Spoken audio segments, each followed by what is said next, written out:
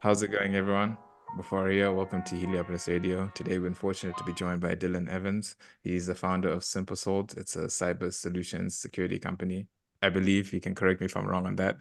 And he's here to tell us a bit about what he does, his business, and also the importance of cybersecurity. So, without further ado, Dylan, tell us about yourself. What is it that you do, and how long have you been doing it for?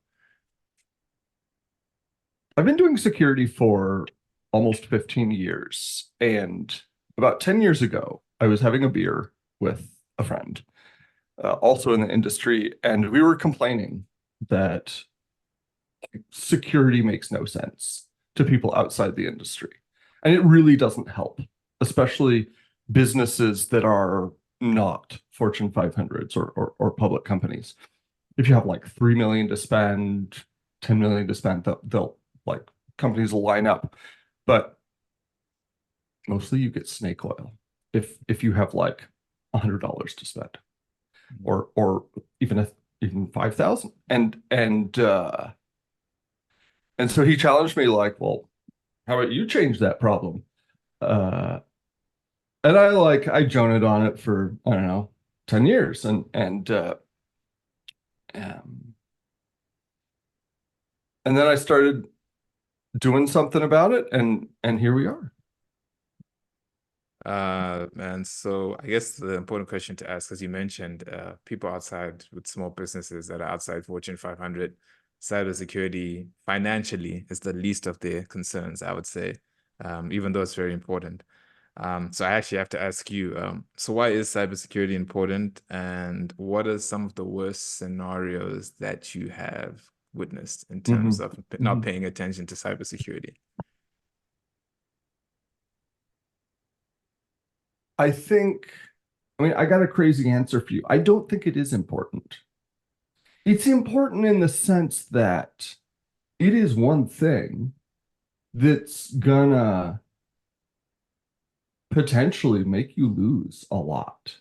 But it's important in the sense that regular exercise is important or brushing your teeth. It's if you don't do it, it's not going to hurt you next week, probably, or next month, or even within the next year. But I mean, it could be bad. I would say whether it's bad depends a lot on your business model. If you run a plumbing company, if you run, I don't know, a retail establishment. Sorry about I see. that. I see. No problem. Uh, Odds are good. It doesn't matter. You might lose a month worth of revenue. That would be bad, but it's not going to nail your business. It's not going to shut you down and destroy everything you've built. If you run a manufacturing company and you get ransomware, it might take you offline for 4 weeks, Mm, and you might be 6 weeks late on shipments, and mm, you might lose a couple customers. And you are going to be super stressed and hate your life there for 4 or 6 weeks, but you'll get through it. And eventually, if you chose like a halfway decent insurance provider that actually pays out on claims, you'll get through it. mm, But think about a divorce lawyer. If your divorce lawyer loses your file, everything under attorney-client privilege, mm, and you get an email or message saying, "Hi, I have all your stuff. And if you don't pay me 150K mm, by next Tuesday, I'm going to post it on Facebook." That's a whole different matter. That's you at your worst moment. mm, That's your life at you at your worst moment. That's like almost everything you care about. That's mm, what's most important to you. You're going to stab that guy. You're going to stab your lawyer, mm, right? Like there's a whole nother level of bad for you. So divorce lawyers, or M&A lawyers Mm, or consultants, mm, like management consultants, folks for whom trust is really important. That's what they sell. That's who really needs to care. mm. And I was going to ask, how difficult is it in 2024, given the nature and availability of data? I watched a YouTube video with this Navy SEAL Sean Ryan. He interviewed a hacker who was using Yeah, Wi-Fi. Oh my God, it was scary just how easily accessible our information yeah. is to anyone. So I guess my question to you is, in given the Yeah. cybernetic uh, nature of the world we live in right now, not cybernetic, but the cyberspace that governs pretty much our Uh-huh. entire lives, how difficult is it to maintain cybersecurity when, anyone with enough competency and enough understanding of how the framework works can easily access your data? How difficult is it to maintain and update your systems to be able to survive cyber attacks? In 2024 at least. Super easy. Now, there's a lie. There's a lie in this whole world that that we all fall prey to. And this is the lie that like I come on and I try to explain. So, you understand protecting yourself from crime means doing everything on a framework, right? You got to patch. You got to get technical devices and software, and you got to get consultants or services, and it's all a lot of IT stuff, right? This, Mm. this is kind of like the question under your question, right? Mm-hmm. And yes, if you say I have got to make my IT bulletproof, you're absolutely right. It's super expensive, super hard, no guarantee of success. But for a lot of businesses, that's not their actual goal. Their goal is, how can I not get nailed? Uh, How can I avoid crime? Which is a different question. let's see. And so people have this misconception about the cyber world. You think, like, if you wanted to solve a cyber problem, you'd probably go like maybe to Google, how do I stop internet crime, right? Like you get like a top 10 listicle, right? Or maybe you know some guy and you call him up and say, what do I do? And you would get all the same answers. You would get like that listicle, your cyber dude, they would be working off the same playbook. And their playbook would be the cybersecurity standard playbook, which is, and this is the secret, not designed to stop crime. That's not what it was made for. That's not their primary purpose as an industry. Mm-hmm. Their purpose is defensibility. If you need to be able to say to your bosses or shareholders, I did what a reasonable person would do, don't blame me, don't fire me. You need to defend a lawsuit. You need to persuade your insurance company that you did something, you did what was reasonable. Yeah, that's what it's for. But in this world of back and forth between crime rings and all these people just figuring out how to stop them, the ideas change a lot faster, right? Mm-hmm. Right? MFA now, multi-factor authentication, you got to sign up for it on Netflix and everything. Mm-hmm. It doesn't work as of about 18 months ago. They're spitting in the wind. Now, honestly, I think in Netflix's case, they're trying more to stop you from sharing your password and your account with your girlfriend, but Yeah. and they figured out, well, let's throw the security label on it. But yeah, it doesn't work. But think about how long it takes legal precedent to get established. It's like 10, 15 years, right? Yeah. So if you're going for defensible, you're trying to hit a target of what worked 10 or 15 years ago. And in security, that has almost no overlap with what works now. Mm-hmm.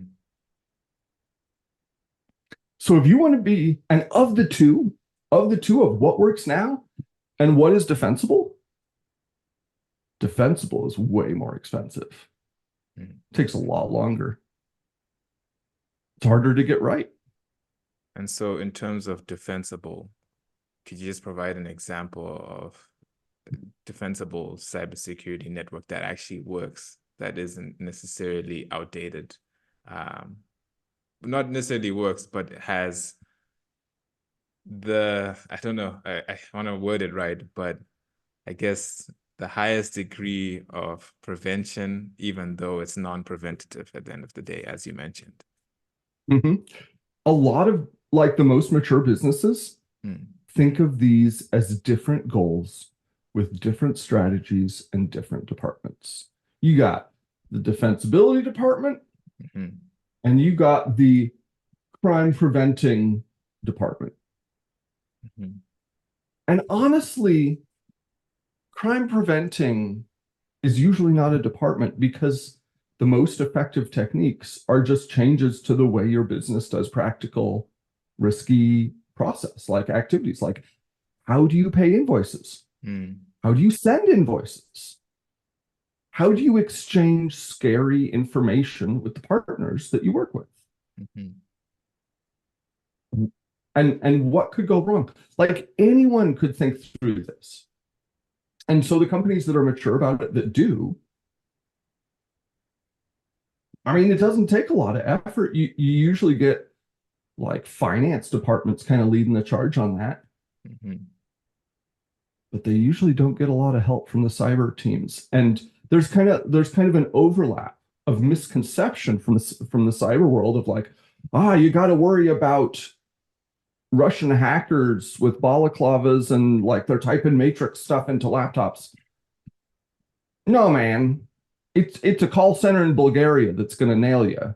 And they don't care. They don't even know your name because they're on to the next guy. And they're just hoping to nail somebody. They're hoping to make their quota this week.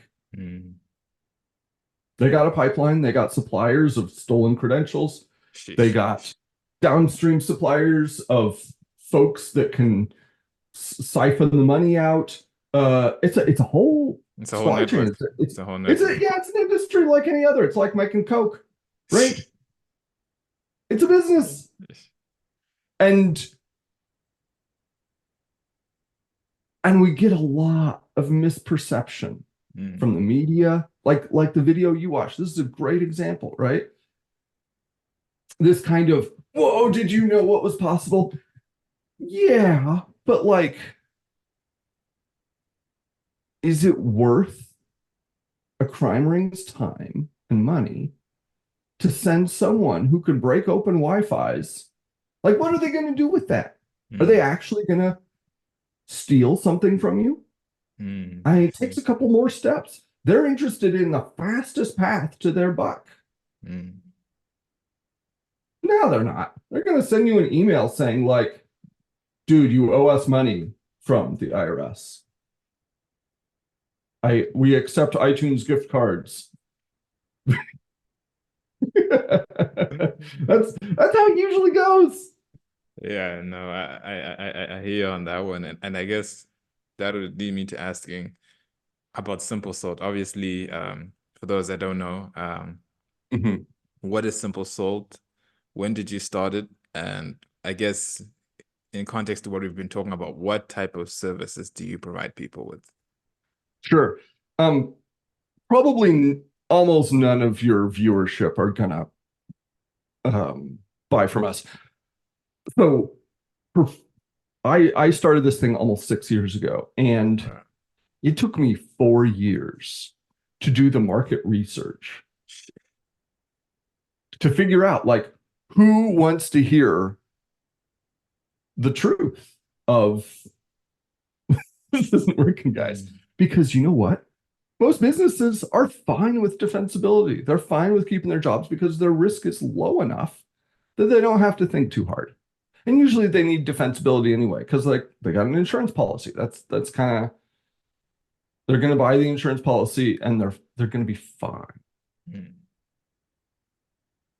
A year ago, I finally nailed it. Like, who actually cares? And then how do I explain this? Because I mean, this stuff goes deep, right? Mhm. And and I realized like it is mostly high trust, medium-sized companies. Mhm. We don't deal with public companies. Their incentives are too mixed up. Mhm. You know, usually like everybody is going for a different thing. And so the transparency into the easiest answers of like how worried you should be and what's the easiest thing you can do about it. Mhm. Someone's usually interested in kind of like masking that. And we're not set up to like negotiate those politics. Like it's it's a real effort. So we kind of hit that like mid-tier high trust um industry, I think law practices, things like that. Folks that would be really damaged, like they're going to lose 70% of their revenue overnight Mhm. if the wrong bad thing happens. They need to really get it right. It's important. Amazing. Uh, but more generally, like I'm here to spread a message. I'm here to make it easier. We do have a lot of content, free content on our website about how to do it better. Mhm. Uh, and I don't know. The strategy is to have a lot of content and that'll lead for a lot of different kind of people and that'll lead to some of the right kind of gigs for us. Ah, I see. I see. So initially, you use the awareness aspect of it to kind of get the right buyers to come through. Hmm. And so, because I was gonna say, how effective has your business model been in preventing people from experiencing some of the things that you've mentioned? I mean, do you have any instances Hmm. where, let's say, a lawyer followed your suit Yeah. and they ended up having to have scenario X happen to them, and because you had put in place these strategies, they didn't end up being that Yeah. guy? Well, this is the hard thing. Like I'm a statistician at heart. If Mm-hmm. you think about low frequency, high impact risk, like it's not going to happen for 3 years, maybe once every five Mm, yeah, years, yeah. but it's going to end your business. You kind of have to be a numbers person. Mm-hmm. Otherwise, you'll go insane, right? So I do not have statistically significant statistics because the people I help, like if they go, and I haven't even been doing this for more than a year in earnest. Mm-hmm. If they go 5 years without getting nailed, that doesn't mean anything, right? Yeah. So I would like to have good statistics, but No, it that's a makes sense. long way out. It makes I will sense. tell you want to hear a story though? Yes, 100% of all All the right. stories. So I had a client who brought us in after they got nailed. Okay. And the way they got nailed is someone broke into the CEO's email account. Okay. And she had had the same password for like 15 years. And what they ended up doing is just kind of like watching and looking and listening for 3, 4 weeks. And then they sent a fake invoice that looked like her company's invoices to their best customer for $250,000. And the customer paid it Ah, because there's trust there, right? yeah. Mm. And they were still figuring out who was responsible for, that loss. Um, I mean, those fights take a long time. But in the end, the damage to trust with that customer was the bigger Loss. loss, yeah, than the $250,000. And the fix was easy, right? I mean, a cyber techno wizard company would come in and like wrap her knuckles for having a bad password she hadn't changed for 15 years. Mhm. But you know what works better? Nailing down how you send invoices, right? So having one way, like one automated system that sends invoices and locking down access to it and having it at the bottom. If this, if you get any invoices that don't match this exactly, call this number. And then they stack the number, like to actually answer the phone. And on MSAs going forward, on long-term business going forward, they added a little a clause, an extra clause saying, here's how you pay. Here's the number you pay, like ACH or something. Mhm. If you pay any number except this, it's on you. I see. That's Yeah. a very clear way of avoiding this problem. Now, it's not going to stop the problem, but if you read that line, it gives you a lot of confidence that they have thought through this Hmm. and they are for real um about this kind of process and their rigor around it. And it will give you pause, I think, saying, you know, we should also be careful about how we pay invoices. Should we pay any invoice that comes in the door with, should we just check for the client's logo? Should we actually check the payment details?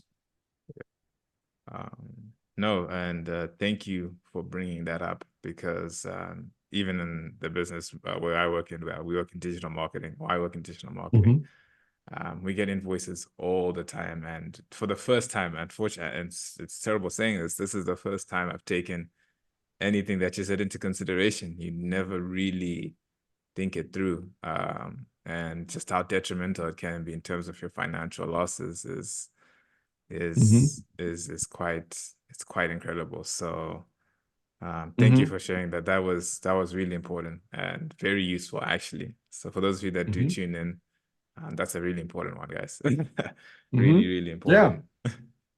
Be careful. Be careful about where the money goes, because that's most likely how people are going to try to nail you. Mhm. It's And it's easier than it looks, guys. yeah, no, it definitely is. And just to think that someone hacks in not to get your details, but to observe your behavior patterns and just your system and Hmm. how it works, it's very uncomfortable. To Hmm. think that's the level that really, as you said, the syndicate or these people that they operate, that's how they operate. So I was gonna ask you, um, how do you feel? This is a bit non-related, but interrelated, I guess. How do you feel about the state of cybersecurity in this digital age that we live in? More specifically, how do you feel about, governments and legislation and businesses as well, utilizing and keeping your data, sometimes under the guise of safety, but perhaps they become much more dangerous than anyone else because they hold your data, they hold your information.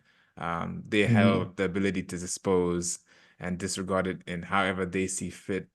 Do you feel, and this is a bit of a controversial one because a lot of people feel that um, the powers that we trust are somewhat the root cause of our problem right now. They have our data Mhm. and they can do whatever they want with it. So I just wondering, from your perspective, obviously being an insider in the industry and understanding how it works, how do you feel about the nature of user data and Yeah, it being in the hands of, various third parties? sure. This is a difference. This is often associated with security, but from my mind, this is not security. What Mm, you just brought up is a question of policy around privacy. Okay. And it's, as you say, a philosophical one, it's a political one. To what degree do we want everybody's private details known by governments? How easily do we want them accessible by whoever might want them? Because governments are not perfect. Law enforcement is not perfect. You are going to get people in there that are going to use it for their own gain. And if you don't right now, you will next week, right? People suck sometimes. So from a security side, I worry about given the future state or the current state of the world and your business and everything, mhm. how do you avoid getting nailed in a way that's really going to hurt you? The bigger question of what happens to society if I don't have any secrets, I'm not allowed to have secrets. Like, I mean, and people often point at China. I think they're furthest along in the not having Definitely, secrets definitely.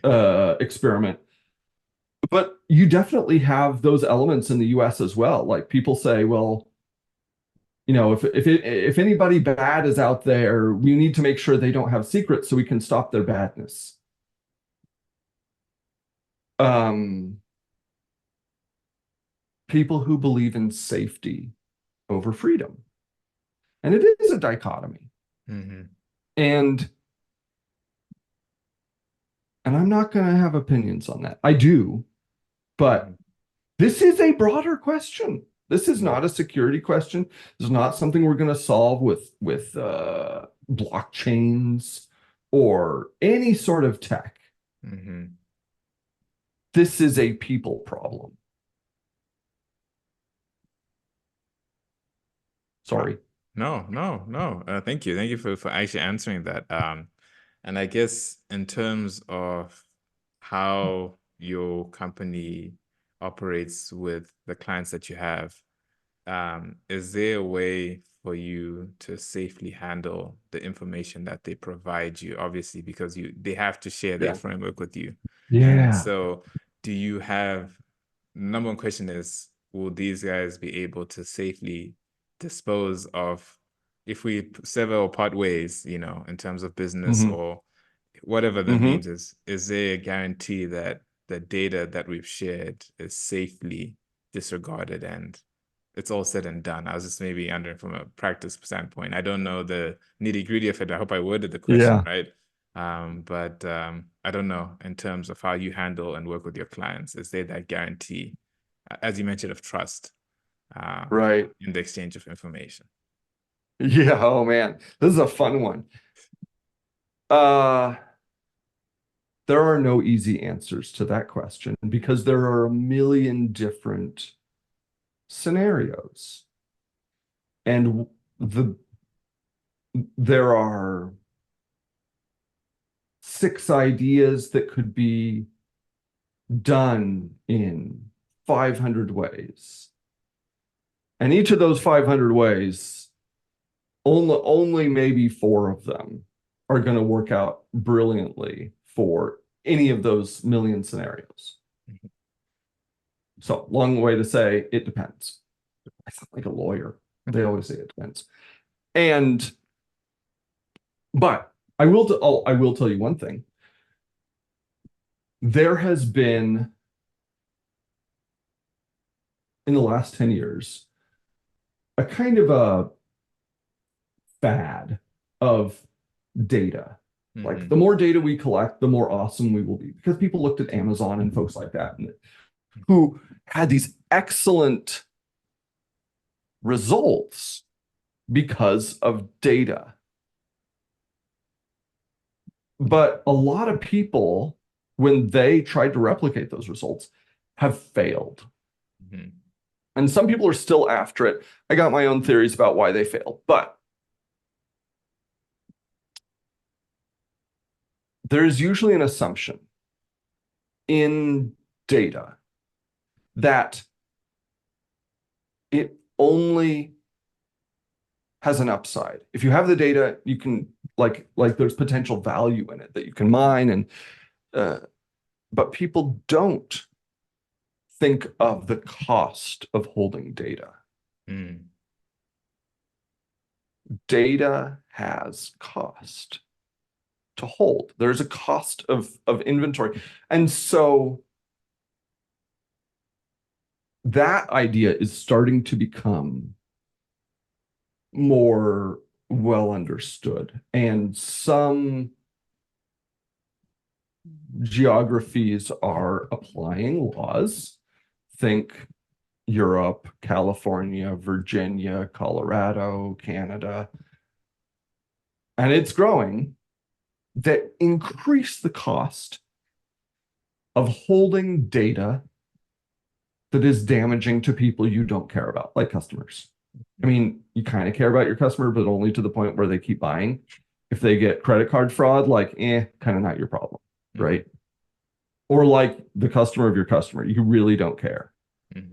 And and so these new laws saying, well, you're going to pay if you harm these people you wouldn't normally care about, are starting to help people think about the cost of holding data, because it wasn't their cost for a long time. It was somebody else's cost, somebody else's risk. So, and I was gonna ask, interesting that you brought that up. Why do you think only now governments, and again, not asking for any political opinion or allegiance, but why do you Sure. think now can, because I know we're trying to duck that one, but why do you think now the cost for data is really, why not before? Why not earlier? Particularly with all the, political strongholds and economic strongholds that exist in the West right now? Why do you feel Mm-hmm. that the cost of data now is being put upon people? Is there a reason, do you believe that maybe companies that already have large data mines want to keep a monopoly on it and keep all the other little guys out? Or do you believe that they really do want to protect that person from, defamation or whatever may happen with that Mm-hmm. person's data? What's your thought and opinion on that one? Sorry, again, unrelated question, but I Yeah, thought I'd this ask. is this is a great question. It's a good question because I like there's so much there. And I got to slice down to give you a bite-sized piece of what I think about it. Societies move slowly. I would say this has been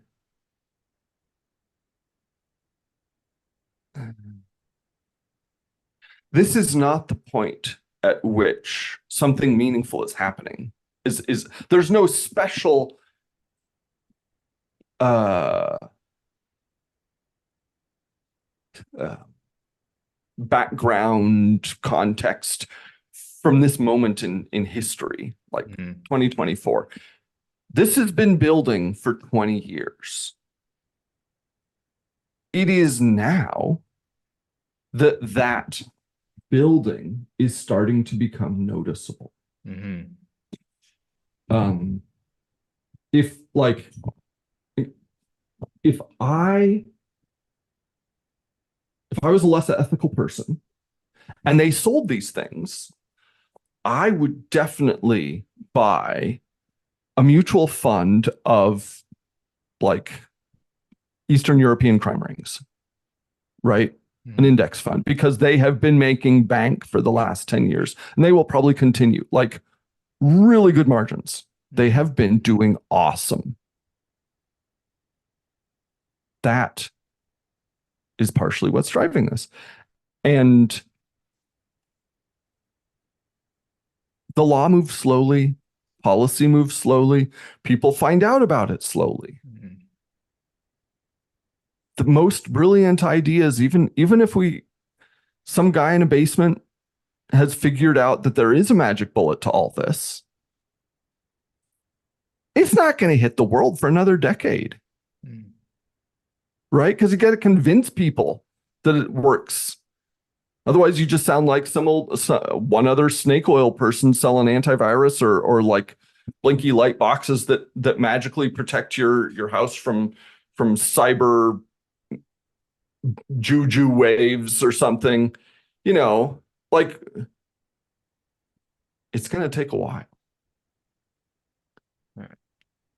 No, I hear you on that one, and it's actually going to be interesting to see, especially now moving into maybe 2025, 20 between 2025 and 2030. Definitely. Mhm. It'll be interesting to see what happens with all these policies and things that are coming about around that time. But to bring it back to the central focus, sorry, I know as a podcaster, sometimes you tend to, just get lost in different trains of thought. What is next for your business? What are you looking to do in terms of expanding yourself? Obviously, I was going to ask if you work with clients outside of the US. You already answered that. Partially, you Mhm. mentioned that most people probably won't be able to work with you, just in Yeah. terms of their business model. But again, um, what are you looking to do in terms of expanding moving forward? And would you be looking to reach the clientele base outside of the US at some stage, or do you already have an existing one? Yeah, for sure. I've had clients in Ireland and Canada. Is Canada outside the US? I don't know. Depends on your perspective. The And perspective. but Kenya definitely counts. Um, I don't know. We don't have any. We only speak English in the office. So if you don't speak English very well, probably we're not going to be able to help you much. But lots of Mm, folks speak English, mm, so that makes it easy. We're a virtual only company.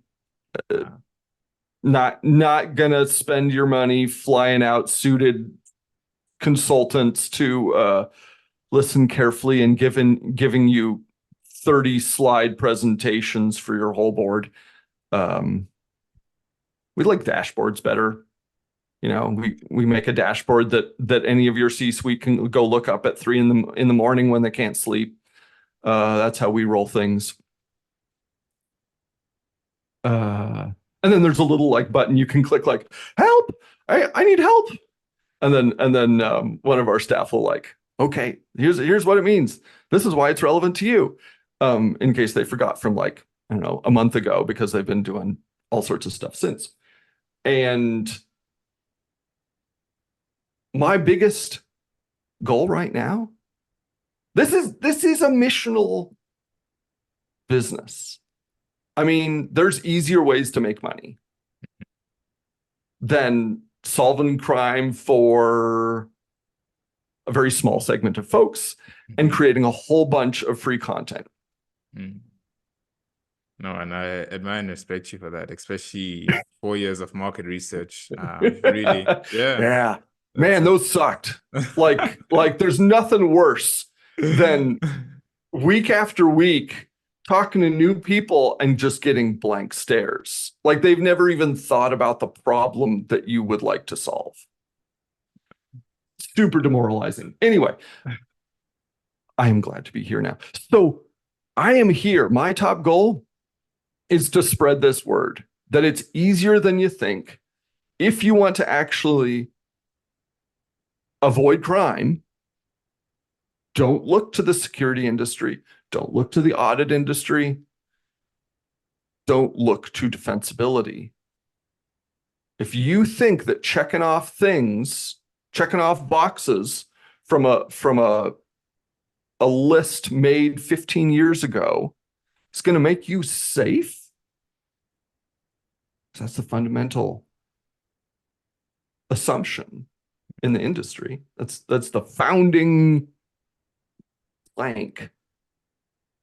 I got a bridge to sell you in Brooklyn. Like, come on, dudes.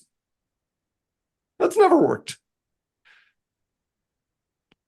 No, wise words there. Wise words indeed. And I guess the last two questions I was gonna ask were, one, how can people contact you and reach out to you if they are interested? Again, I know you coming onto these platforms will definitely spread your message to a host of different people, and obviously wishing you the best in doing so. But yes, is there any means of contacting you? And then what are your words of wisdom and advice for the audience tuning in today? Last one. I No, always ask that man. one. I always ask that one. It's Oh. All right, all right, all right. Can I send you links to put in the description? perfect. I'll do so. No, Yeah. no need All to right. worry about that. Simple Salt. Our SEO is not very amazing right now. We'll get to it here in a minute. So you probably have to click through a couple pages of Google if you do it that way. So click the link in the description.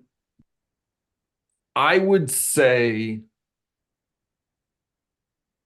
many people follow the shape of success instead of its substance.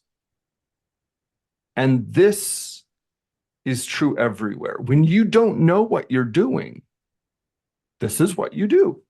You say like, well, I've never run a sales pipeline before. So you go on Google or you ask somebody and say, how do I run a sales pipeline? And then you go through all the things, but you don't know why the things work and how they're connected. Right? And ultimately you are trying.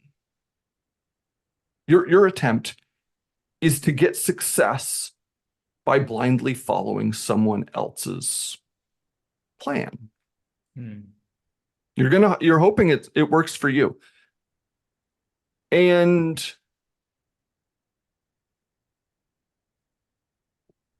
that is inevitable. But it almost never yields good results. That's an inevitable first step. But if you want real results for your real situation, you're going to have to go beyond that shape, go beyond the how that someone else gave you. And you're going to have to figure out why. Why does it work that way? What am I really after? In our consulting, Simon says, start with why. I agree. You start with what are you trying to solve? What problem are you trying to solve? This is your why. What value are you trying to deliver? Then we talk about what. Your what is your why made real. What is your concrete description of the future state you want to be? Okay.